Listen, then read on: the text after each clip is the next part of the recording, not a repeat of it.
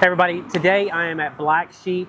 He's got a BLT salad, and as I've said before, everything that this dude makes is fire. We're gonna go inside, see if we can get Matt to talk a little bit about the BLT salad, what it means to him, why he makes it, and yeah, I'm excited to try it. Let's go. Hey everybody, today I'm in Black Sheep, and I'm trying his BLT salad. Not a big salad guy, learning to like BLTs. But like I said before, anything Matt puts on a plate, I'm definitely going to try it. Here's what Matt thinks about these salads and why it's important to him. So I grew up eating ranch, I think like a lot of people who grew up in suburbs.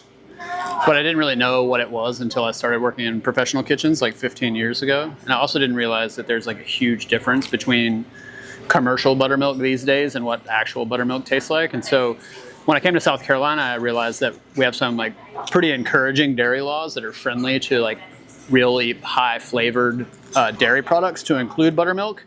So now any chance I get to use that buttermilk to make ranch, I do. And so the premise of this whole salad really is just an excuse to put great bacon on something and then cover it in really proper ranch. So this is a BLT salad. It has some other stuff too, because I think it just needs a little bit of crunch. Cucumbers and radish and really good butterhead lettuce or butter crunch lettuce, or if you like romaine, you can certainly use that. But I like these lettuces because they're less watery and have a little bit more flavor in my opinion. A few heirloom tomatoes. The important thing about tomato is that you don't get them that have been in a refrigerator. Once you put a tomato in a refrigerator, all the texture changes and it doesn't taste good anymore. You can use whatever tomatoes you like. Cherry tomatoes are great here too because they're so sweet.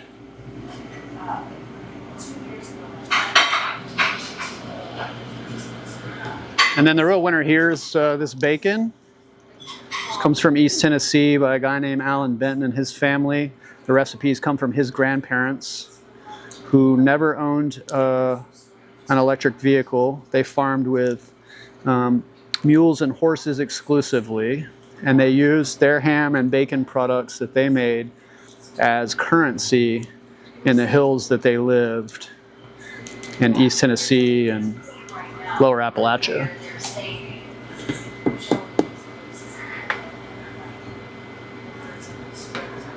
So then the whole thing that makes the salad worth eating I think, is the last two parts, the bacon and the ranch, at least for most people.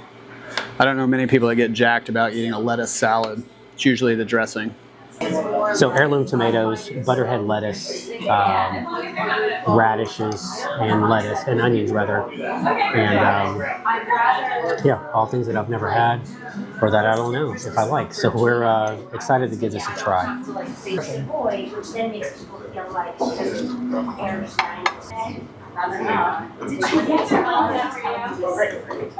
Very juicy, the tomato. Everything is a great contrast to each other.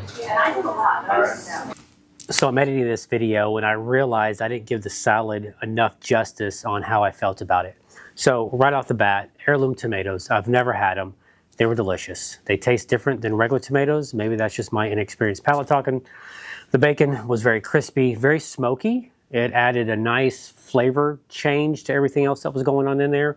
The butter lettuce was delicious. Typically, if I have a salad, it's kind of an iceberg lettuce, very crunchy, very watery, or a mixed salad with some different types of leaves in it. But this was a great change for me.